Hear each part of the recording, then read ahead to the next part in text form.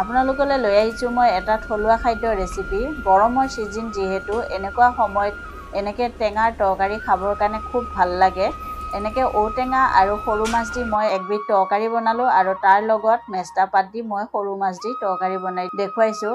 কেনেকৈ লাগে আপোনালোকে এই ভিডিঅ'টো সম্পূৰ্ণ চাব আৰু মোৰ এই চেনেলটো আপোনালোকে যদি এতিয়াও ছাবস্ক্ৰাইব কৰা নাই তেতিয়াহ'লে আপোনালোকে ছাবস্ক্ৰাইব কৰি দিব আৰু লগতে এটা লাইক কৰিব।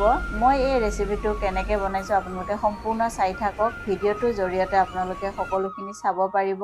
মোৰ এই ৰেচিপিটো চাই যদি আপোনালোকৰ ভাল লাগে তেতিয়াহ'লে প্লিজ কমেণ্ট কৰি জনাবলৈ নাপাহৰিব মোৰ এই ৰেচিপিটো কেনেকুৱা হৈছে। তেতিয়াহ'লে আহক আজি এই ভিডিঅ'টো মই কেনেকৈ বনাইছোঁ আপোনালোকে সম্পূৰ্ণ চাই থাকক।